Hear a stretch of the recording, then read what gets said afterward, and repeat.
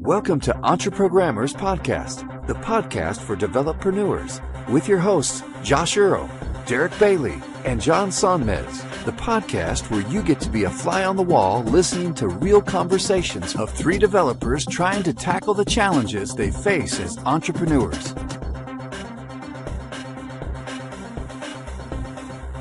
Hey, John Sonmez here, and I just wanted to take a quick moment to thank the sponsor for our podcast, Signal Leaf. Without Signal Leaf, we wouldn't have a place to host our podcast, and as you know, Signal Leaf is actually from one of our own here at Entreprogrammers. It is the creation of Derick Bailey. So Derick is actually the owner and creator of Signal Leaf, and it's a podcast hosting service. So if you are interested in creating your own podcast, go on over to signalleaf.com and sign up for an account today and check out how easy it is to get started. The thing I really like about Signal Leaf is just how easy it makes it for hosting your podcast. Of course, I have my own podcast, Get Up and Code, that I host at Signal Leaf, and I've been very happy with it. We're hosting Entreprogrammers there as well. And so thank you again, Signal Leaf, for sponsoring this show. And don't forget to check out Signal Leaf at signalleaf.com if you're interested in starting your own podcast.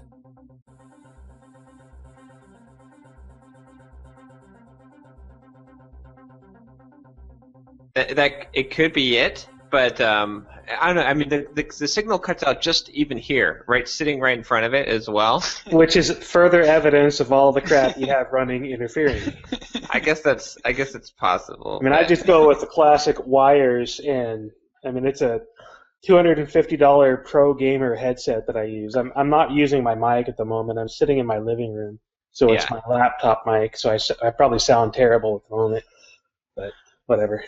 I don't know. I'm probably gonna buy like an Audio Technica, like whatever that ATX 900, the kind of like the $90 like best performance headset wired that's bang for your buck thing that because it's kind of frustrating. And then the thing is, like, if I reboot my computer, like I have to replug in the USB stick that to make the connection. Otherwise, it doesn't automatically pick it up, which is so weird. So very high maintenance. I know it's kind of annoying though, because I spent like $200 on this headset, which like I'd expect that it would be like extreme quality for $200, but well, if you want to spend $250 and you want a quality wireless headset, get an Astro gaming headset. That's what I'm wearing. Yeah. They have a wireless version, and it's rock solid. It's the one that all the gamers, all the Major League Gamer people use. But that's Turtle Beach as well, right? No, Astro Gaming. Oh, okay. Because this is Turtle Beach, which I had liked in the past, but I don't know. Yeah, I've never liked Turtle Beach Wireless.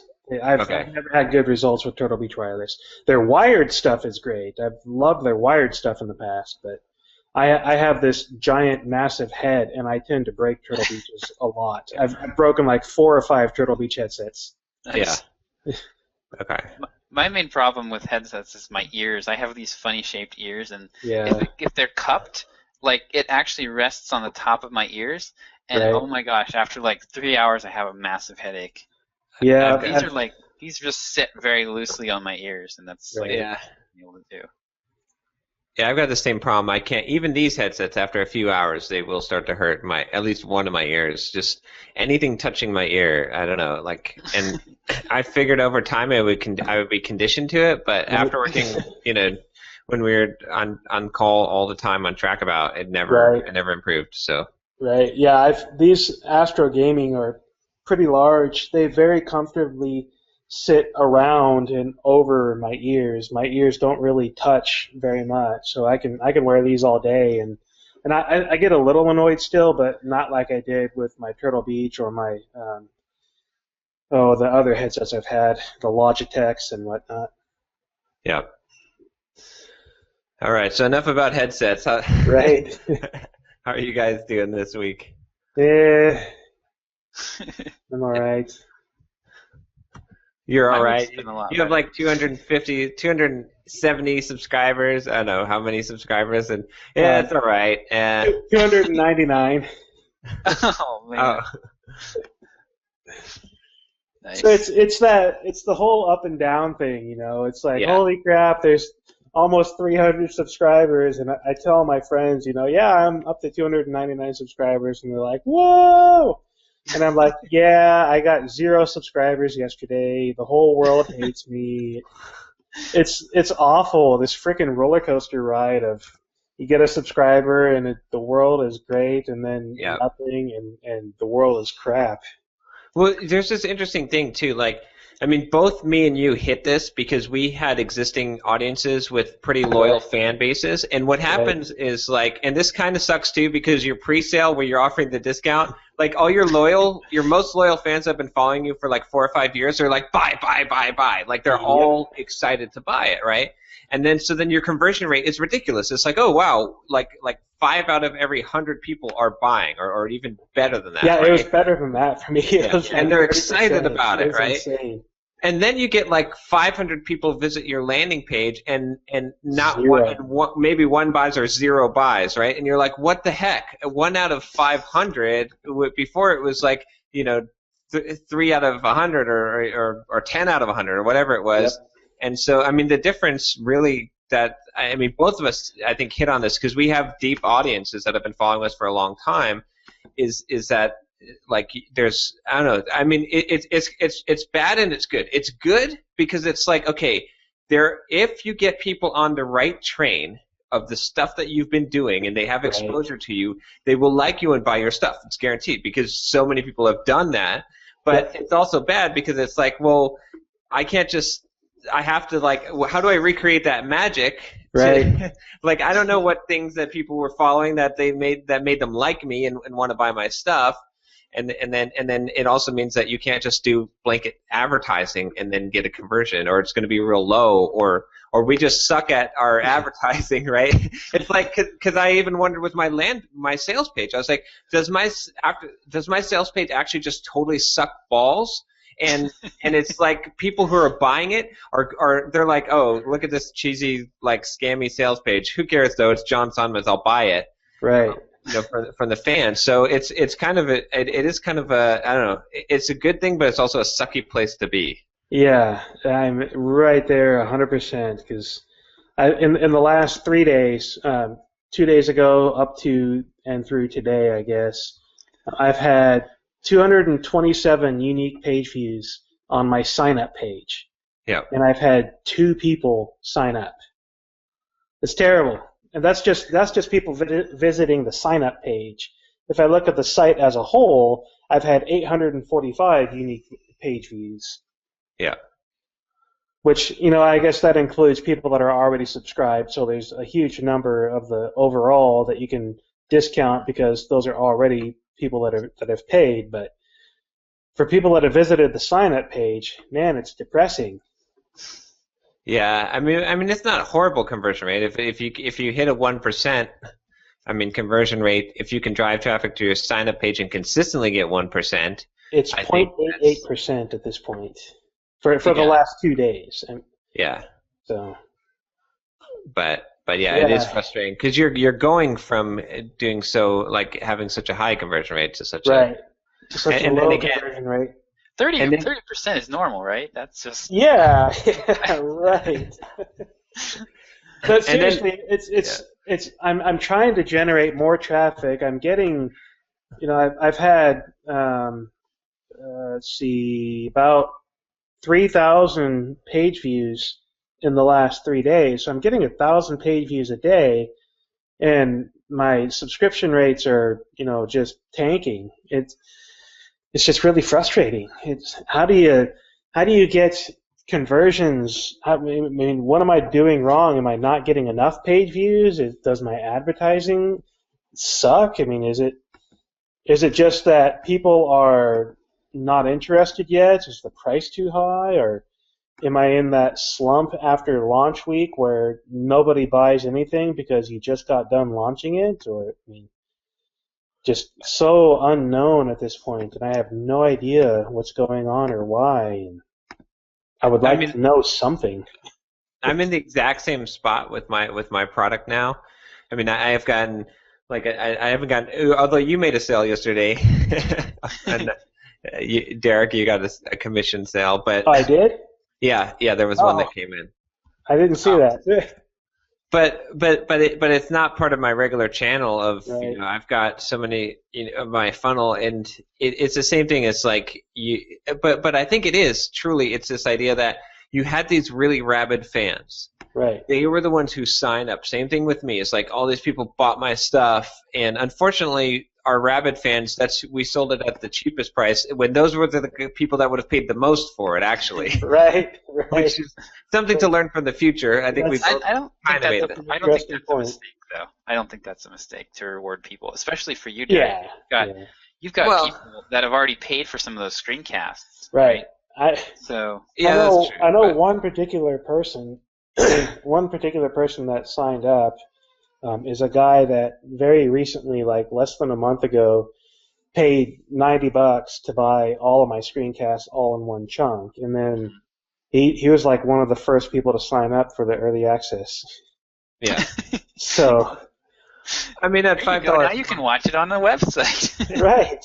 You've already got them all. So, what's the future? To be fair, I had. Yeah, I mean, he really wanted to lock in the price for all of the future episodes, and I had 4 episodes that were not available when he made the purchase. So there certainly was value for him. It's not like he was just throwing money at me for no reason, but it was interesting. But I mean, the point is, you have these kind of rabid fans, right? And so, I don't know, to me, I'm kind of getting to this point where, and this is just my theory here, but I think there's 2 kinds of like marketing, of selling a thing on the web. I think there's the one, it's like and maybe there's a combination of the 2. Like, I'm not saying that they're exclusive, but there's the like getting your marketing message so fine-tuned in your sales funnels that you can take someone who just like saw your ad on Twitter or Facebook and get them to buy. I think there's that, right? It's like there's no relationship here. You're going based on the features, based on good sales, pitchy advertising, and getting them to convert over, or focusing so much on their pain that they're like, yes, I need this thing. But then there's number 2, which is like building up a community and fans, and moving people from cold to warm to hot. And then they're just going to buy. It doesn't matter really what it is, because they liked all the stuff that you've been doing so far. They like you. As long as it's like somewhere in the ballpark of their pain, they're going to buy that thing.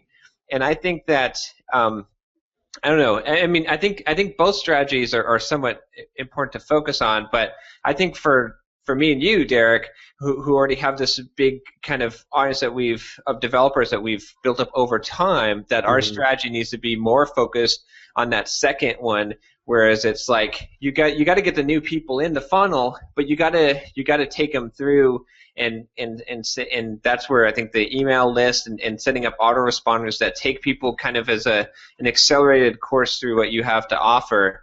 And just by pulling those more people in, you're going to sell them. And it might be that, that you're doing these mini launches, like, doing a sale, a 4th of July sale and all that, and now you're picking up those people, or maybe you're picking them up along the way just after. Maybe it takes like 10 weeks worth of time before like you get them over to the warm to hot, and maybe a lot of the focus is just on winning people over, making them become more fans. And then it's such an easy sell from that point, because I don't know, I'm kind of in the same exact spot. It's like, man, when I launched this thing, it was like crazy. It was gangbusters. I was selling these things like crazy, and now it's like I'm still getting decent traffic. Like, I'm driving people through my sign up form.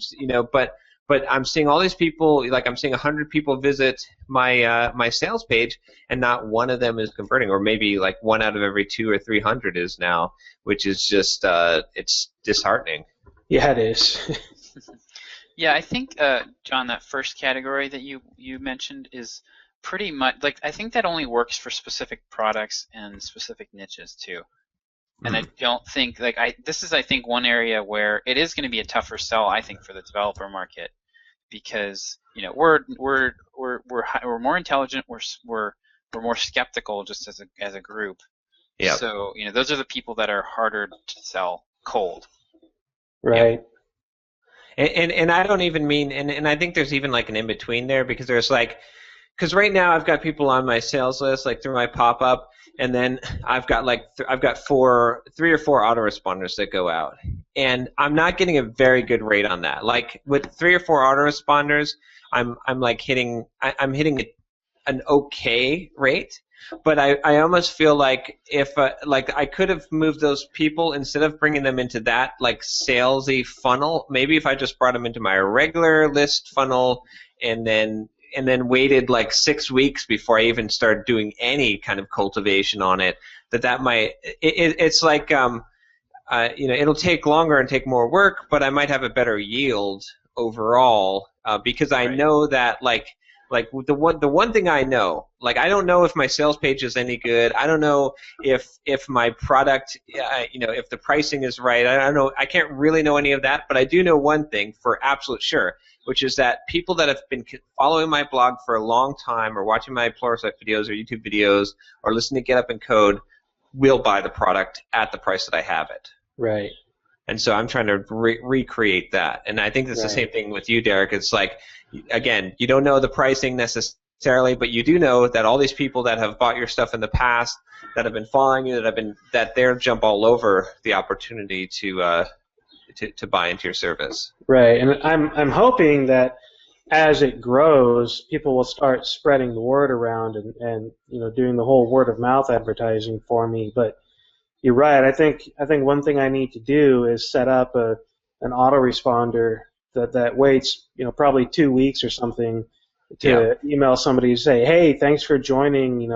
I hope you've enjoyed the content and the personal notes and blah blah blah. And by the way, check these things out. And maybe something like that would be a good way to start the conversions from the mailing list, because at this point I'm getting a fair number of subscribers for the mailing list, most of which are still coming off of my Los Techies content. Yeah. But I've added 187 people to my mailing list this month, which includes a lot of people that signed up specifically to get in on the early access. But that's like a record month for me, even with asking people to sign up for something. Yeah. See, the question is, and that's kind of where I'm at now, is like, now you get, like, when someone comes onto your list, what is the correct sequence of things to do to move them over to that spot of being like of a fan of yours? Is it, to exposing them to the most popular blog posts, your best emails, or is it just kind of getting them into the cycle to get that engagement? Because once you seem to get far enough along, then the whole tone changes. Instead of you trying to sell them something, now it's like it's a benefit that they see. So yeah, it's hard to figure out, and it's weird too. Like, how many autoresponders do you set? And I guess here's the big question is, and this is the one that I'm hoping to get answers from you guys too, because I think we're all going to have to answer this question, which is, there's basically 2 strategies that you could use for getting people on your email list, right?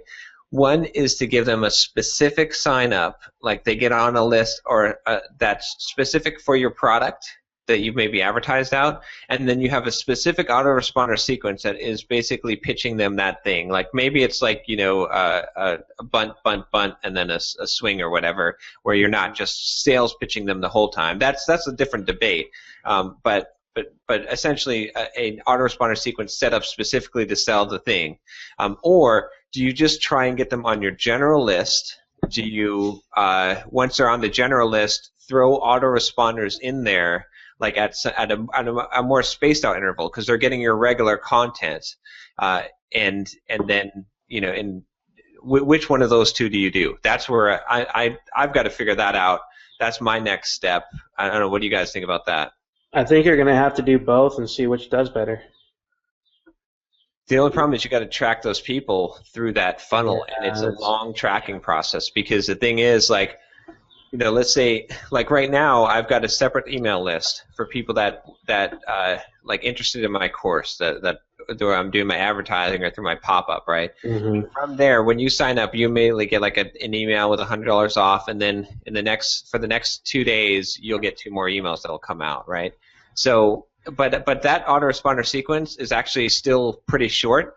like really it could be 20 emails deep because I'm getting hardly any subscribes and I'm getting like a 50% open rate on every one of those autoresponders right now. So what that tells me is that I need to add like 8, maybe 10 more emails to that autoresponder sequence, even if it's emailing every day, and until I start getting major unsubscribes at some point in that chain of emails, because at this point they're reading it and it's having impact.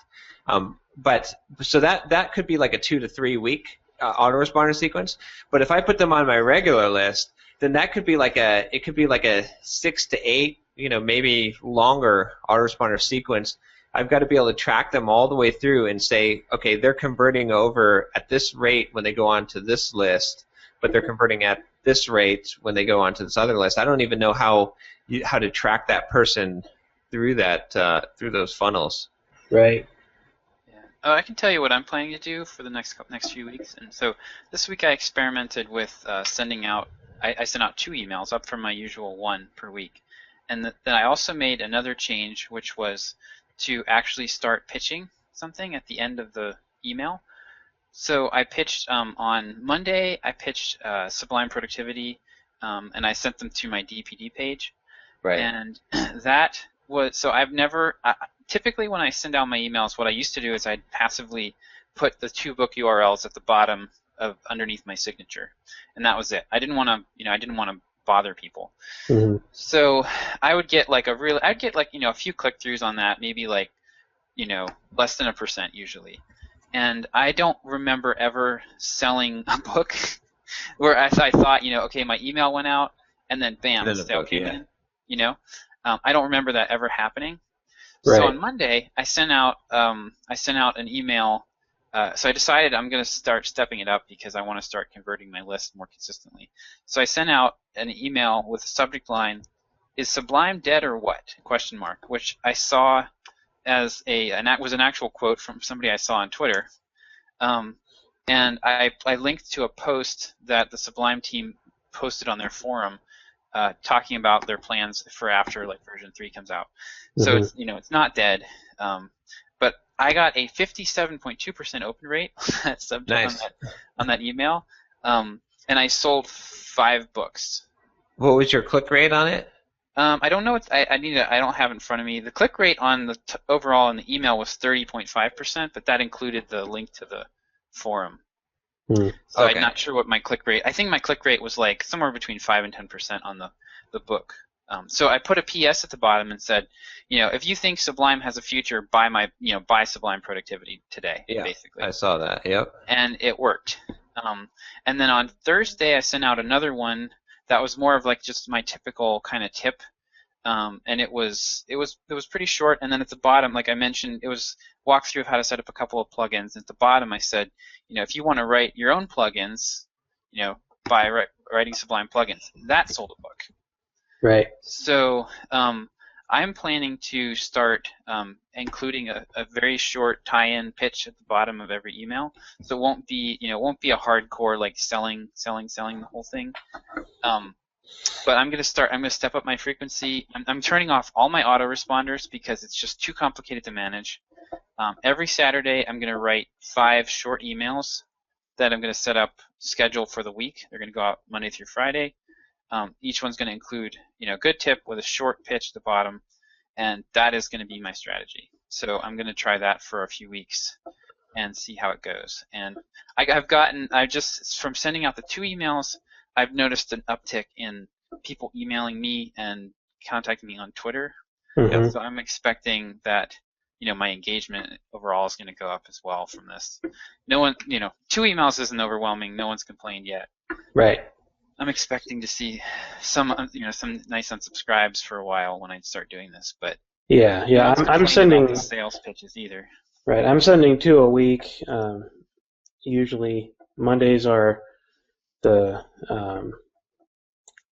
weekly roundup from blog posts, and then Wednesdays are the personal notes. And I've done more to suggest people buy John's course in my personal notes than I have my own stuff.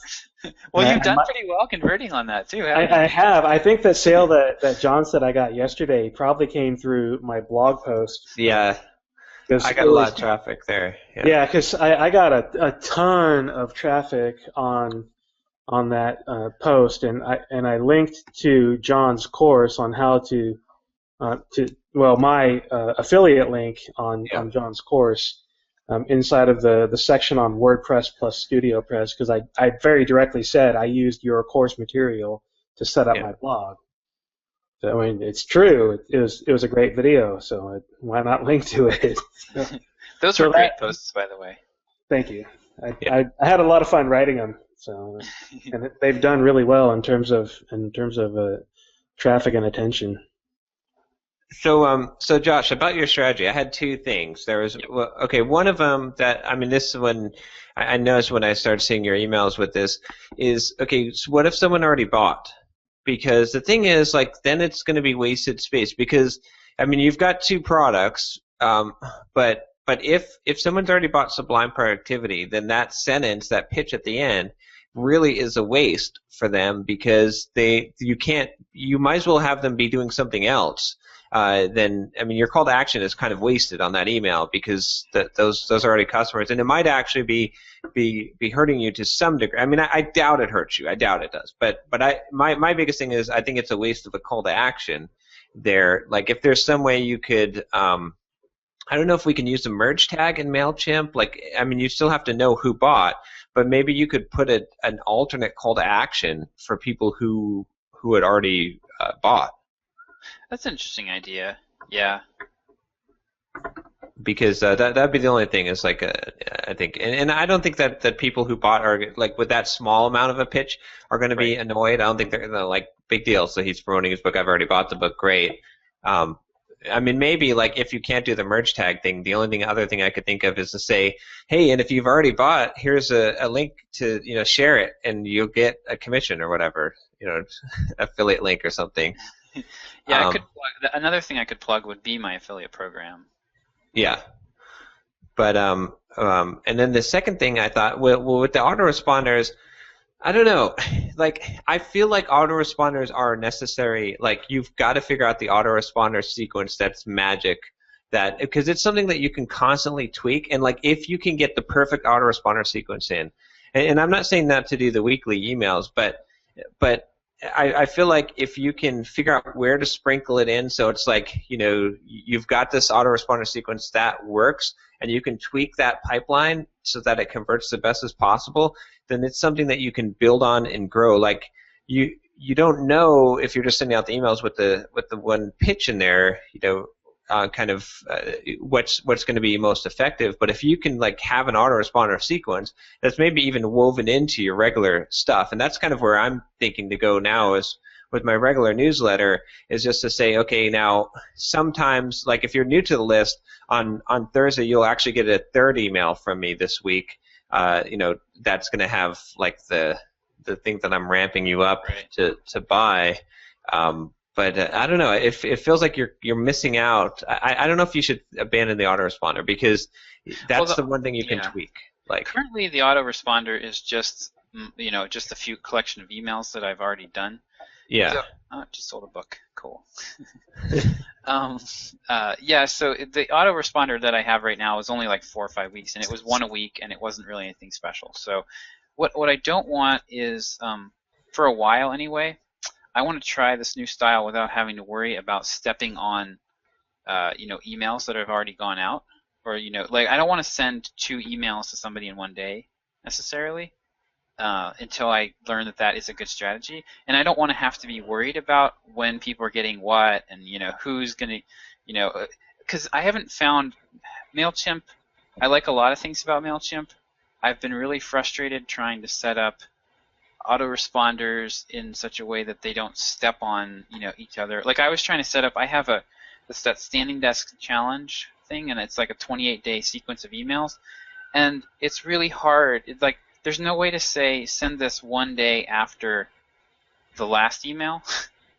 It's 21 days after somebody subscribes, but I don't want them to get that email unless they've gotten number 20, and there's no way to do that in MailChimp. So you have to do math, figure out the days, and then try to I think I got it right. If somebody subscribes during the week, I want it to start on Monday. I don't want the sequence to start on Wednesday and then they have to, do their standing desk thing through the weekend. That doesn't make any sense. So trying to get that to line up with the work week is actually a real pain in the butt. So anyway, long story short, the reason I'm kind of going away from autoresponders at the moment is just because I want to simplify it, not worry about stepping on myself and sending out, multiple emails in a day, or trying to figure out where people are in my funnel. Like I want to just strip it down for a while, learn how to do the daily email thing really well. Then maybe what I'll do is figure out how to have, take 90 of those or something and do like a 90-day autoresponder sequence where I see, yeah. come in, and then I have it so simple. Once they fall off the end of that, they start getting my daily emails or something like that. See, and that's where, okay, I kind of get. I mean, MailChimp is not the best for autoresponder. Like, there's a lot of other software that I've seen that lets you plan it out better.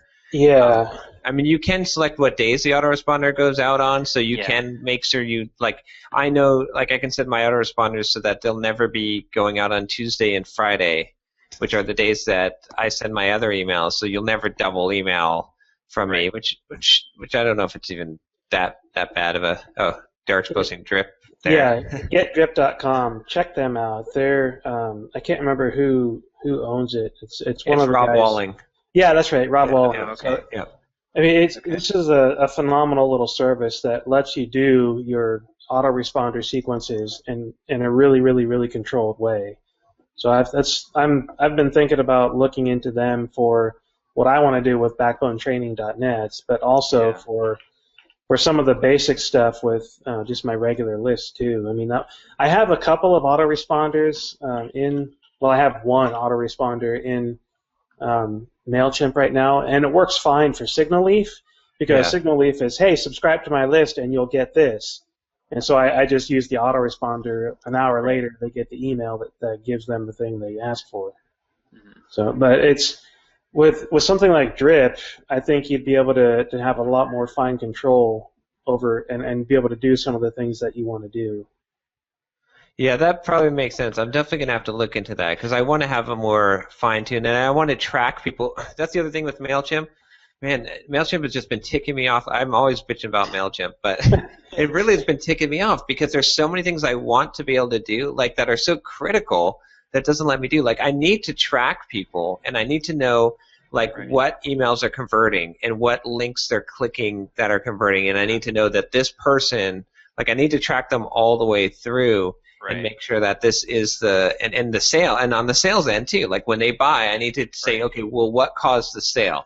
Which was it? Yeah, most of the difficulties I've seen in that area are actually on the shopping cart end. Not MailChimp provides for me enough ways to track people kind of outbound from your emails, but then from there, DPD doesn't really.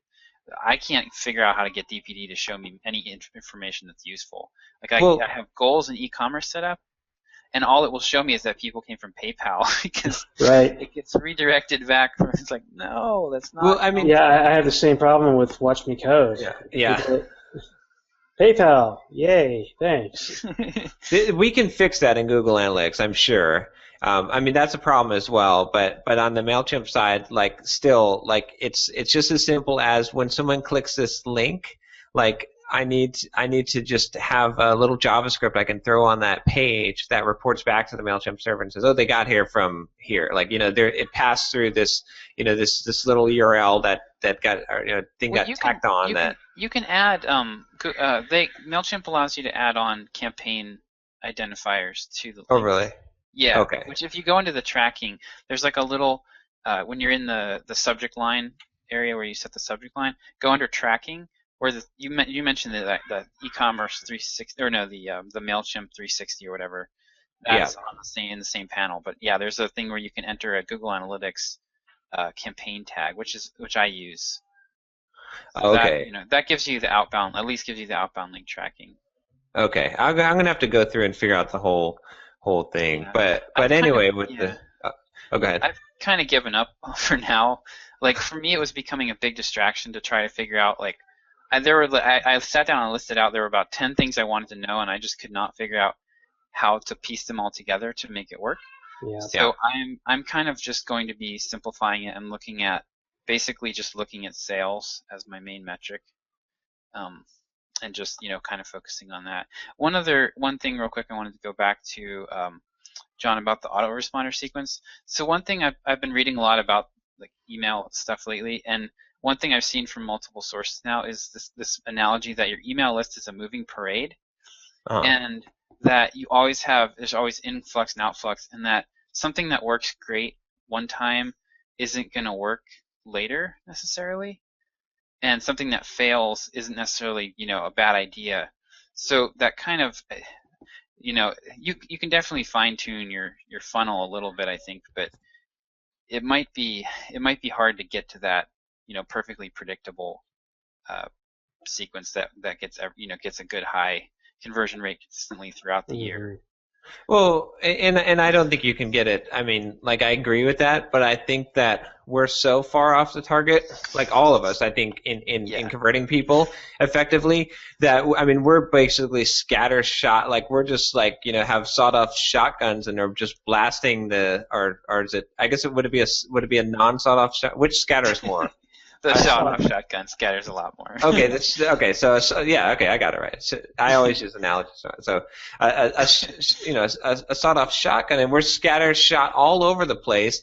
Whereas, like, if we could get a good autoresponder sequence, like, yeah, we're not going to be able to tweak it to the, it's a moving parade. I agree, but I think that we're so far off at this point, all of us, that if we could get, like, just a sequence of 10 or 12 emails that converts at, like, a 50% effectiveness, not conversion rate, but effectiveness of the max effectiveness possible, that would be huge.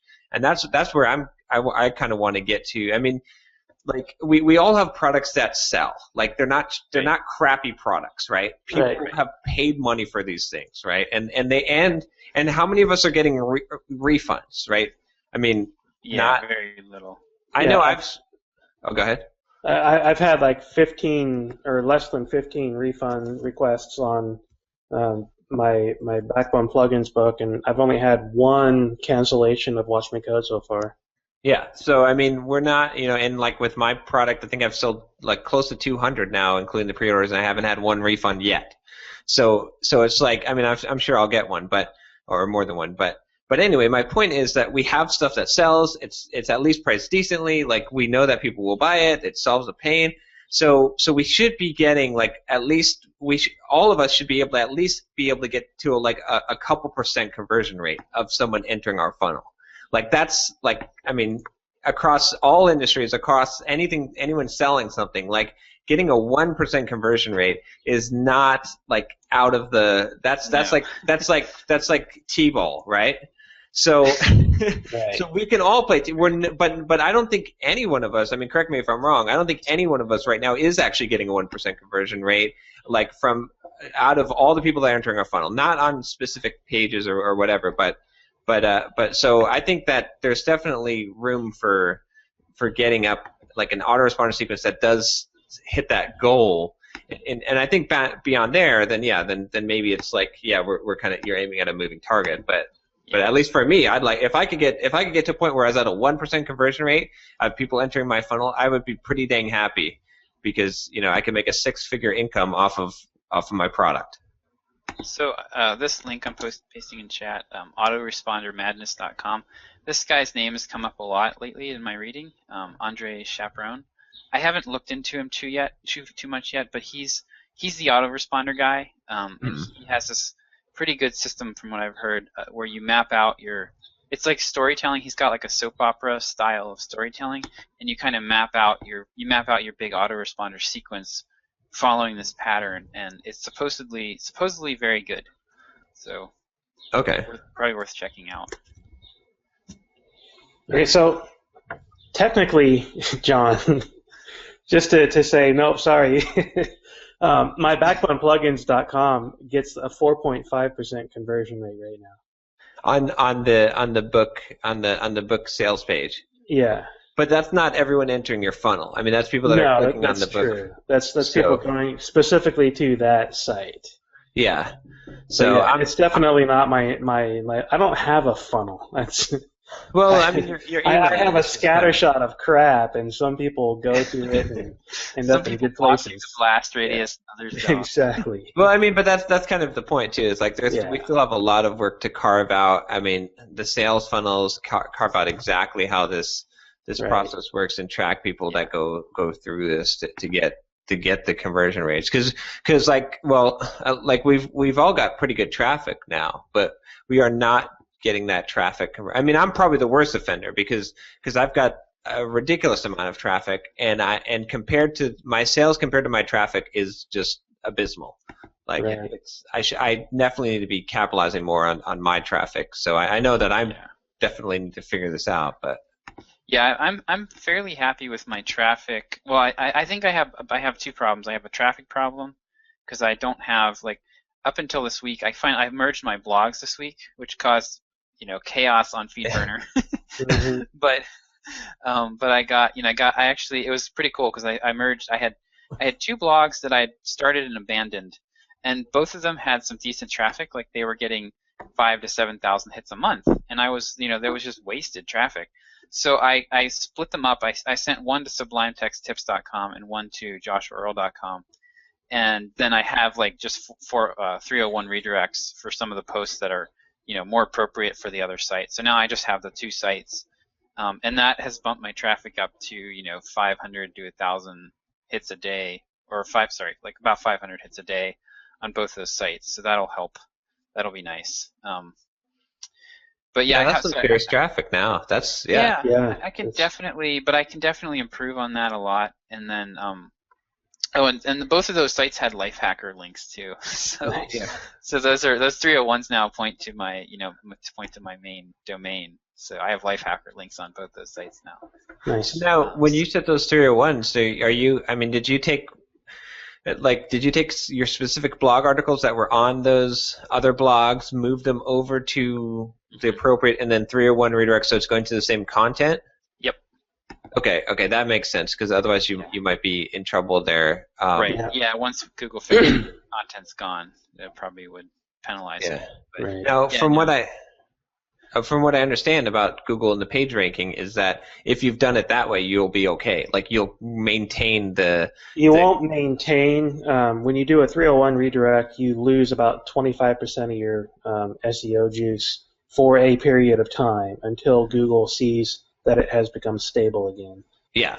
We went through this at Telerik right before I left when they were consolidating all of their sites into Telerik.com. There's like 8 sites that they had to consolidate, and they did a ton of research on that.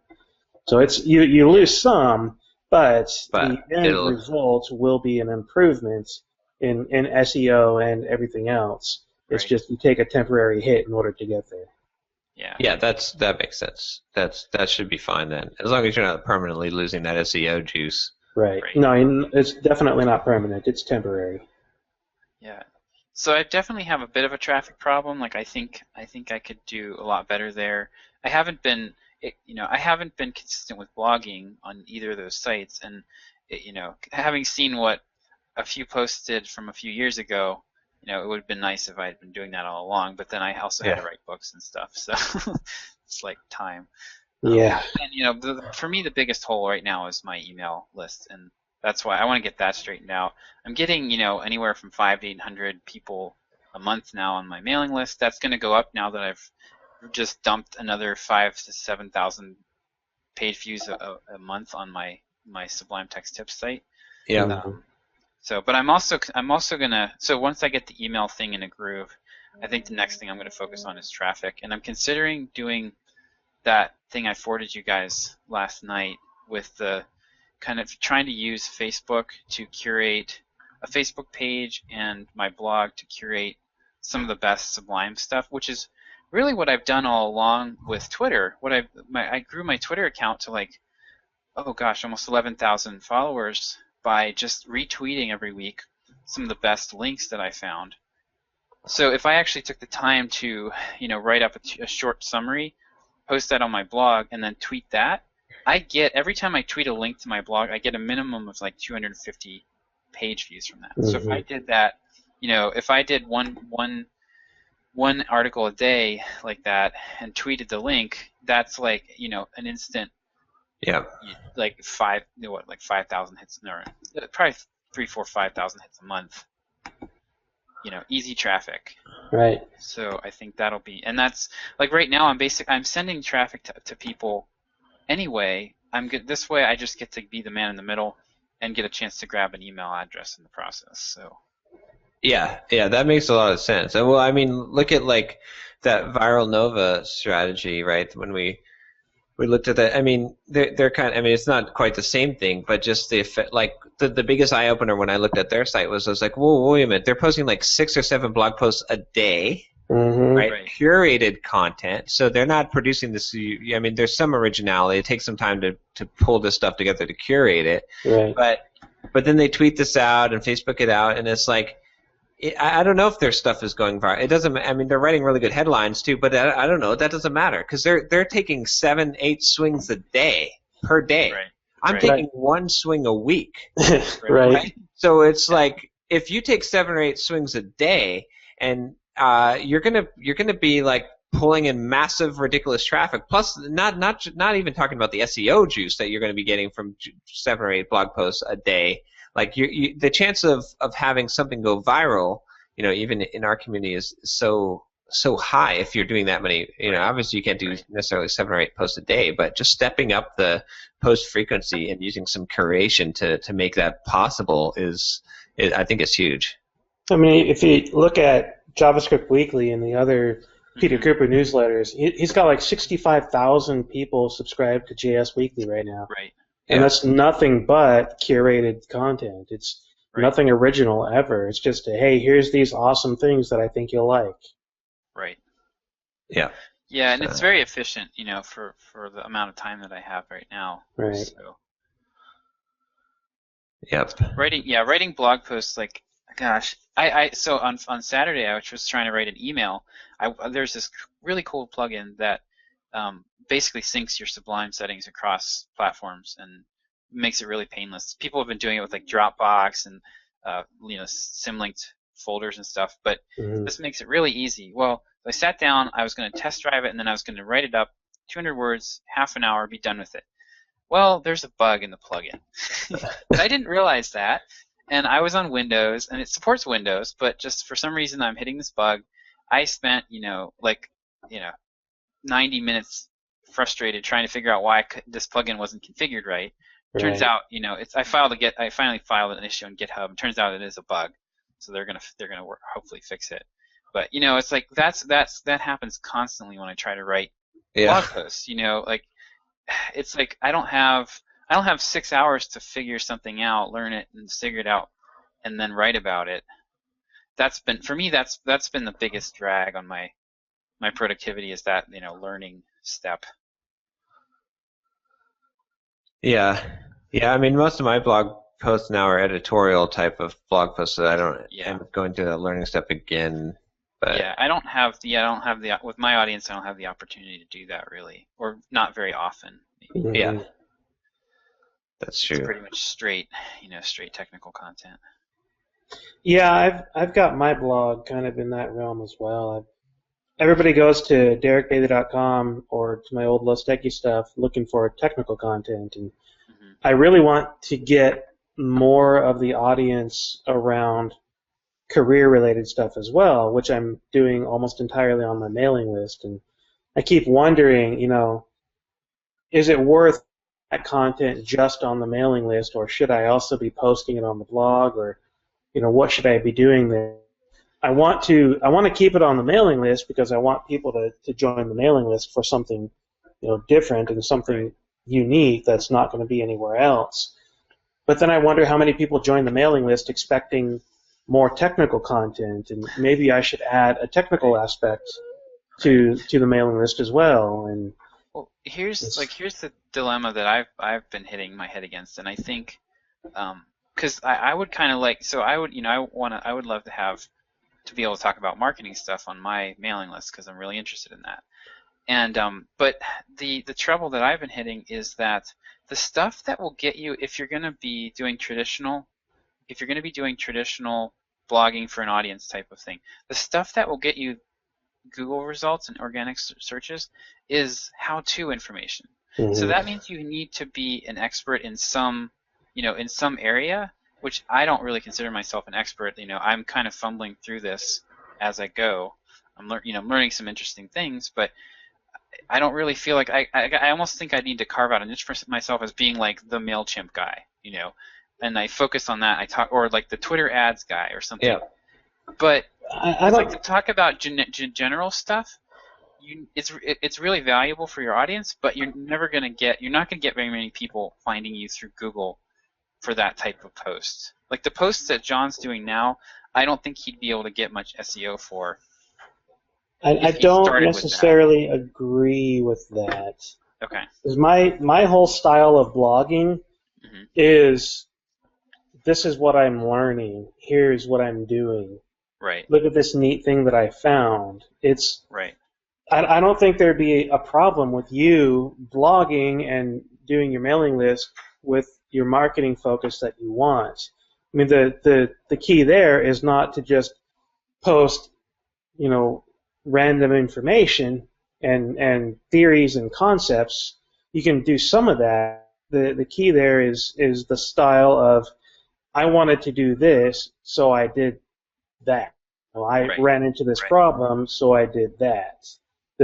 Problem solution, which is very much the way that I blog, which is why I get so many hits on search engine traffic, especially with Backbone stuff. Because I've got, I don't think there's a Backbone developer out there that hasn't read half of my stuff these days, just because I spent 2 years, like every week, just Backbone this, Backbone that, Backbone this.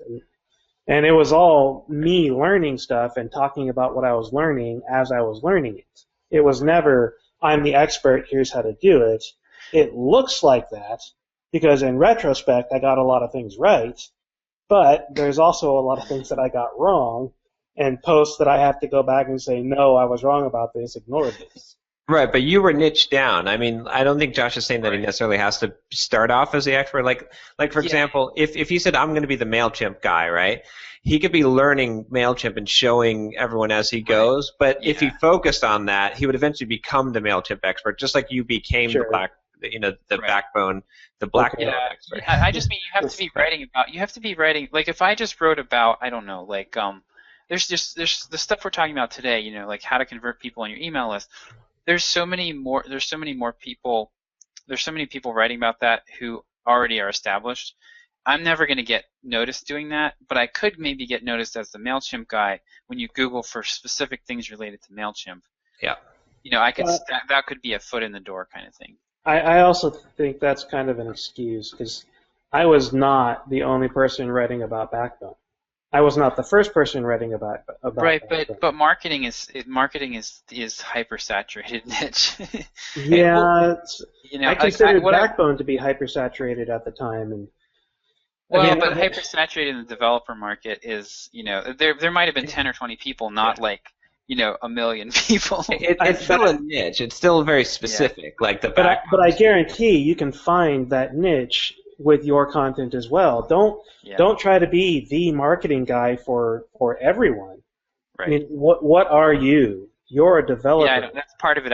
Exactly. Right. So be the marketing guy for developers and focus the way you talk and the way you write and the things that you write about on you.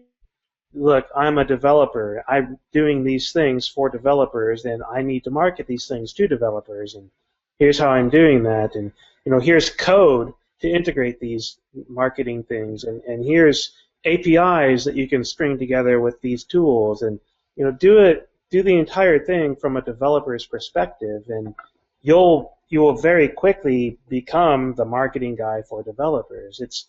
It's not a question of is there a market out there or is the market saturated. It's just a question of start doing it and you will become the guy for that thing. The only problem is it might not be big enough.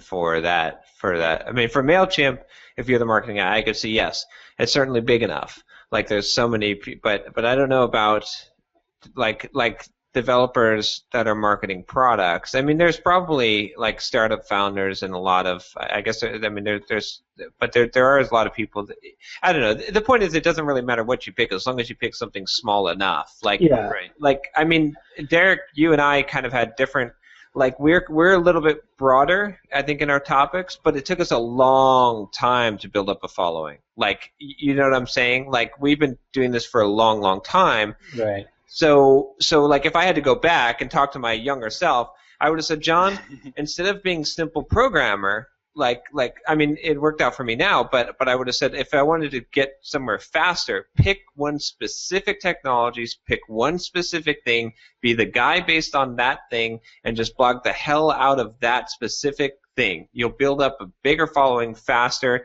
and then you can use that as a launching point to expand and be a little bit more broad.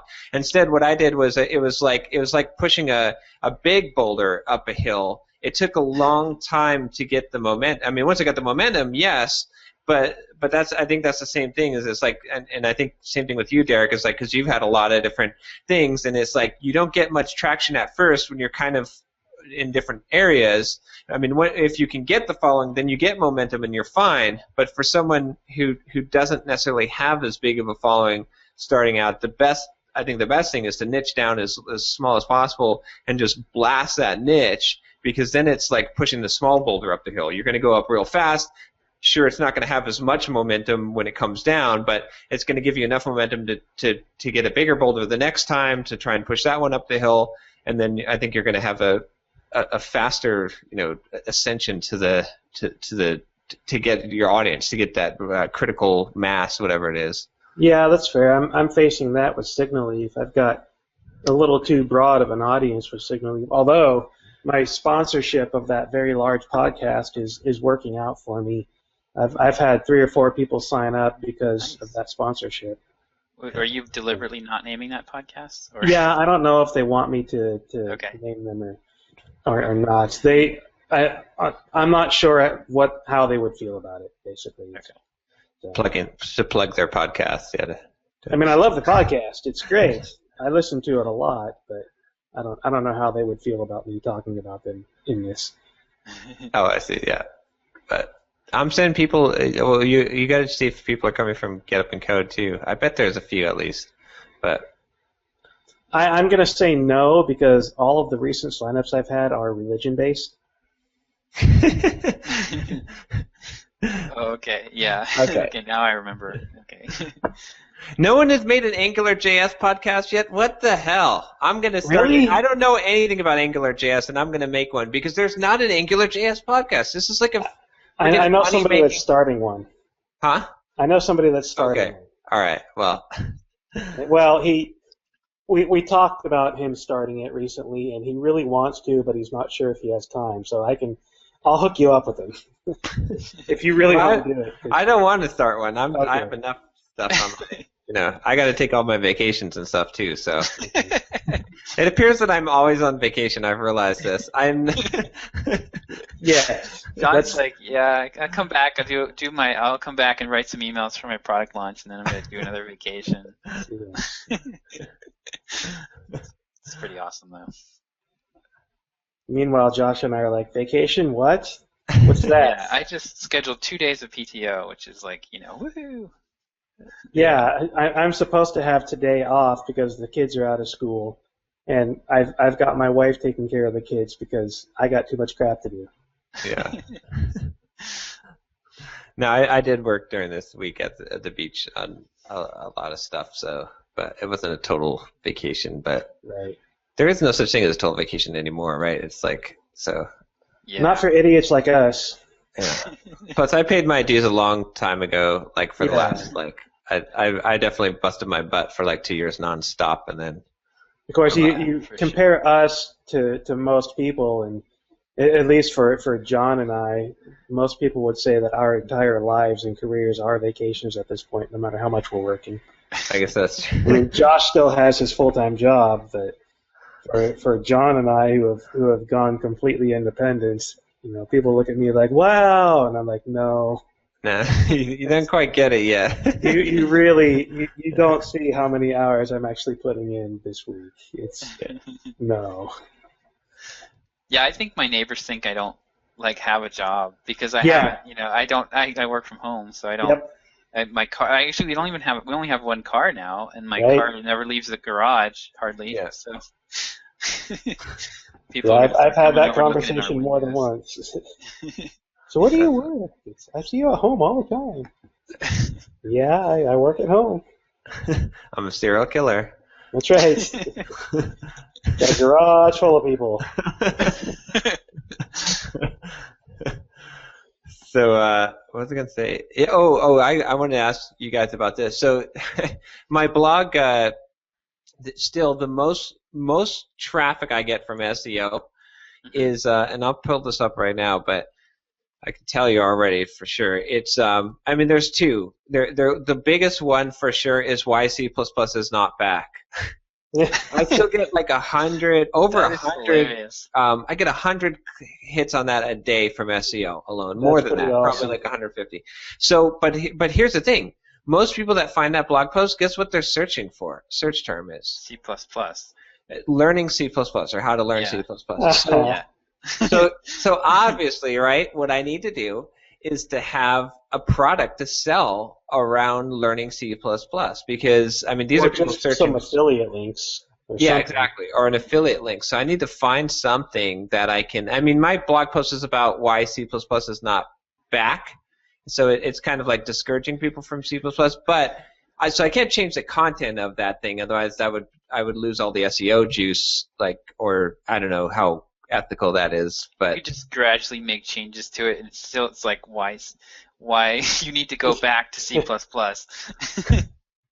Well, I was thinking more like having a pippity pop-up that appears just on that page that just like says, oh, by the way, yeah, C++ might not be like gonna run, become super popular, but if you're interested in learning C++, it's still valuable to learn, blah, blah, blah. Here's, click here, sign up here, blah, blah, blah, buy this thing, because people are looking specifically to learn it. And when you type in learn C++, my blog post comes out like number 3 or 4 in Google. Wow, so that is insane. I should double check me, make number sure 3. I'm not lying here, right? I just checked. I opened up a Google incognito window, and you're number 3. Wow. Okay, so I'm kind of missing a big opportunity here, because that's like, This is great. I typed in learn C++ into Google, and I get why C++ is not back.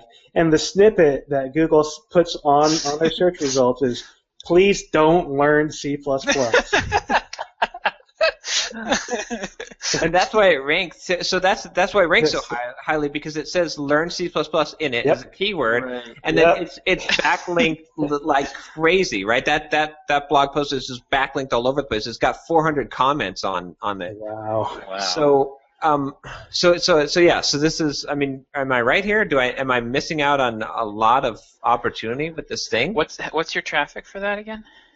It's like 150 or more. Well, let me look at just like yesterday how many page views I had on it.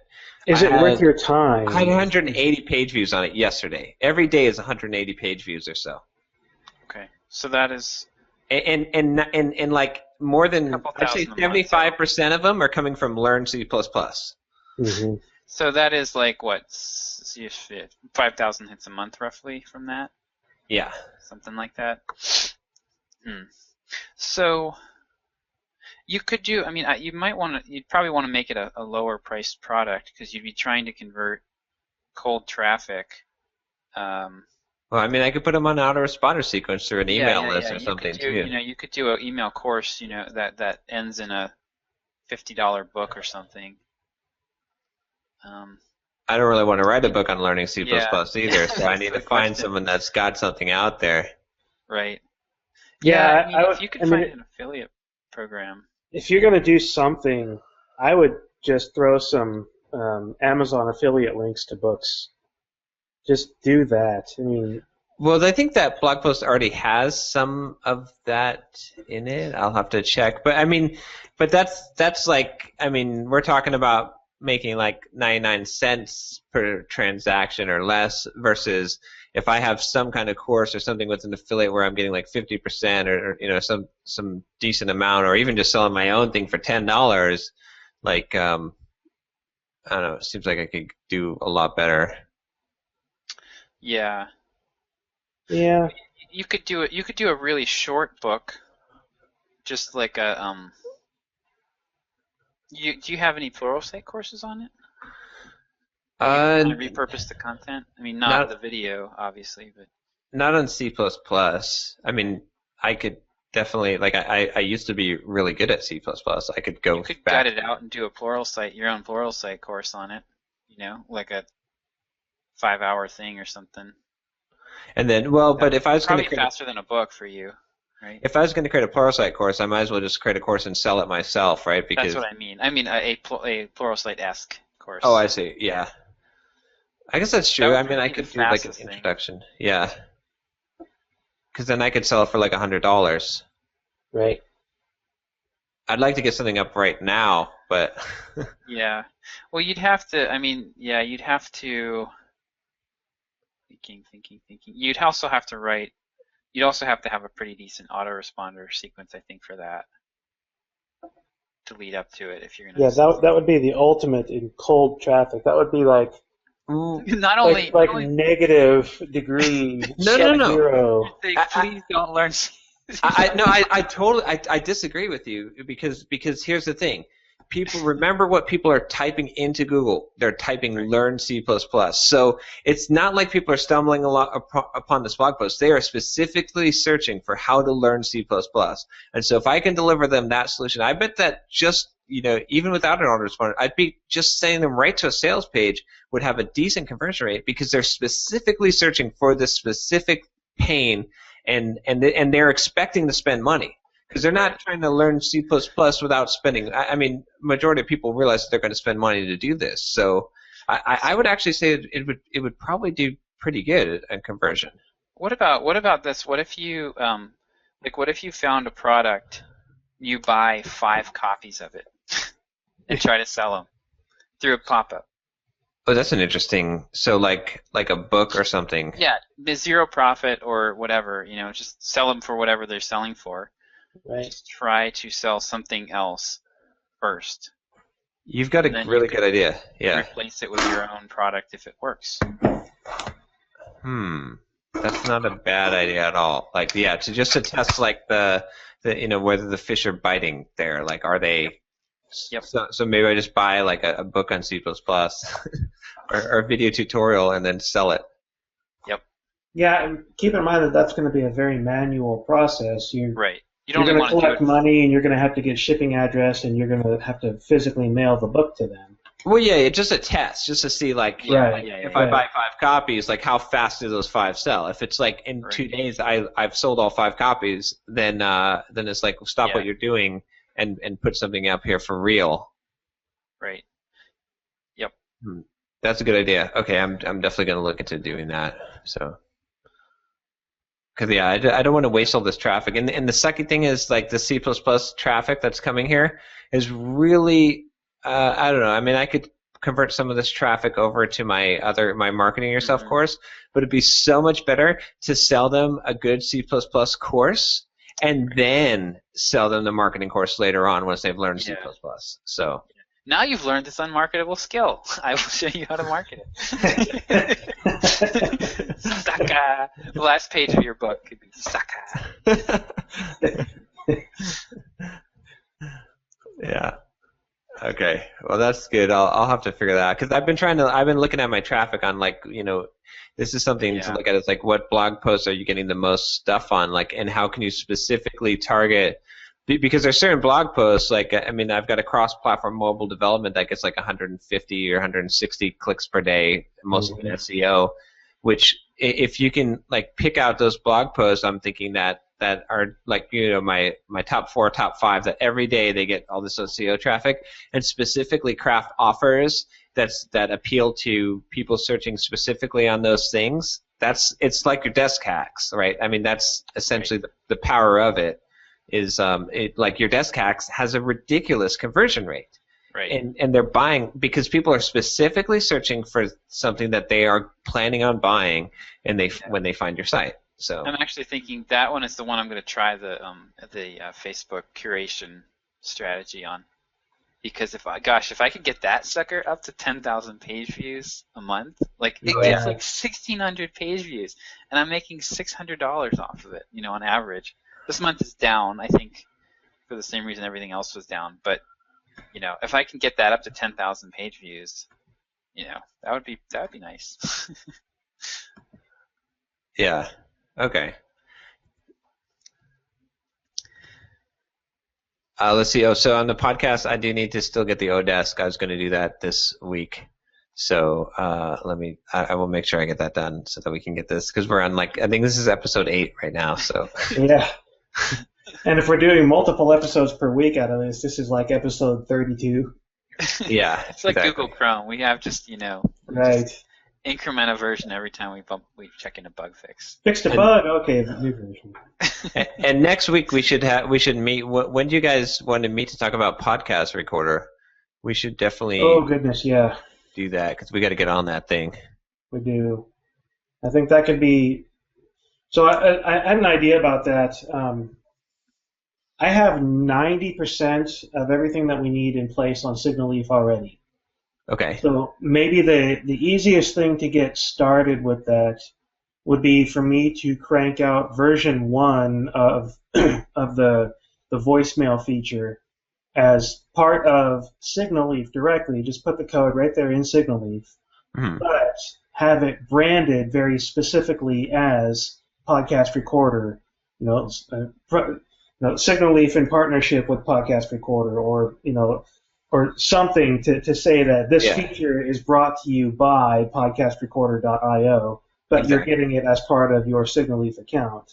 That way, for the few people that I do have, they'll get a feature, they'll get the branding in front of them, they'll get more benefit, which will hopefully help drive traffic and signups on Signal Leaf, which will give us an audience that we can launch to when we get things moved over to Podcast Recorder. I think the other benefit of doing that is we get something out there with that branding, and people are actually using it faster than they would otherwise. Otherwise, we're going to have to set up the subscription service and everything else that goes along with that, and it'll take a little bit longer to get things done. But once we get all of the Podcast Recorder side of things up and running and working, then I can just switch Signal Leaf over to using the actual Podcast Recorder API or whatever it is. Perfect. Instead of having it being hard-coded into Signal Leaf.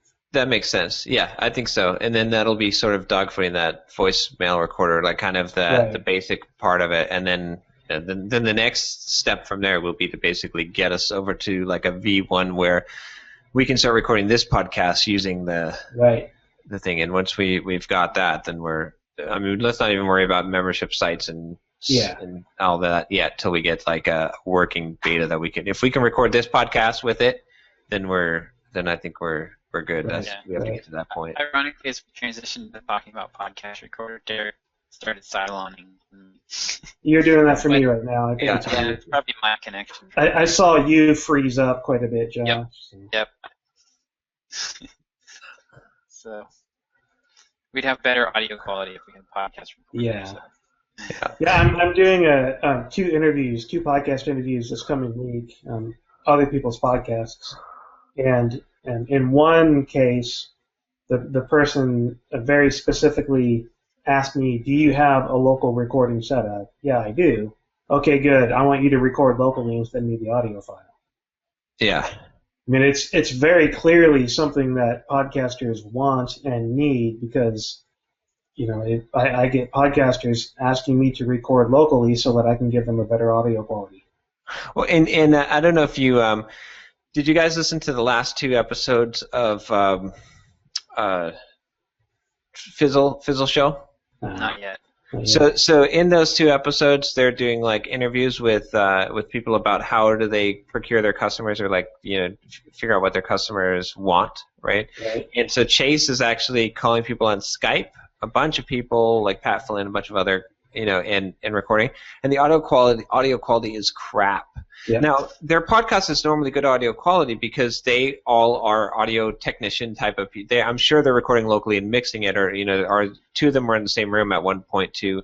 Right. So, but that was like a perfect example. It's like he's doing like 5 or 6 interviews in one show, right? And then he's doing multiple shows like this. Like if he had podcast recorder, he could have like had fine, perfect audio quality, and it wouldn't have been any more of a pain than, like it would have been actually less painful than calling up all these people on Skype, because he could have just said, bam, click, record, done, and had them all. So that would be like just a good example of like they know about audio quality, yet they chose consciously to have crappy audio quality because they weren't going to have every guest. They were going to call them up on Skype and say, hey, for this quick interview, could you record locally, send me the file, blah, blah, blah. So, you guys still out there? I hear noises, but I don't see any movement. Are you guys there?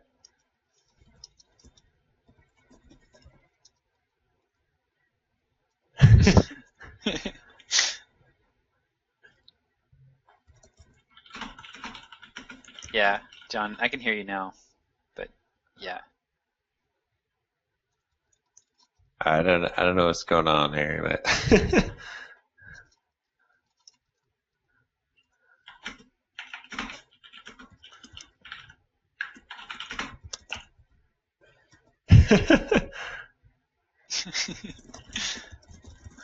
okay, now we know why we need a better recording solution. Oh my God. This is the worst call I think I have ever been on. I can't hear a thing you got. I'm sure I sound the same way.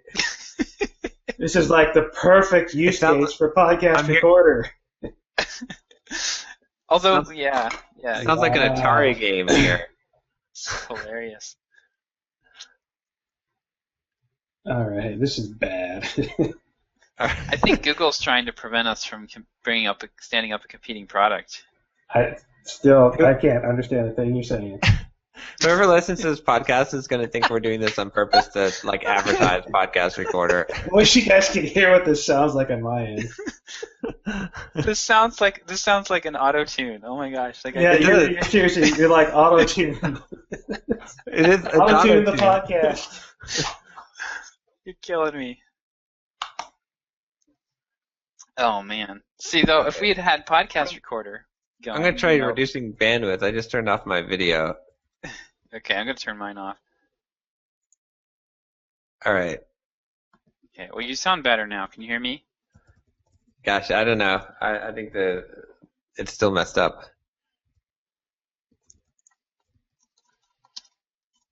Yep. Except typing sounds come through fine. This is weird. Yeah, I know. So, John, maybe you could do just do an outro, and kind of wrap it up. Want to start a business, but you just know how to code? Listen to John, Josh, and Derick as we figure it out. We are the Entreprogrammers, and we'll teach you straight up to be developers.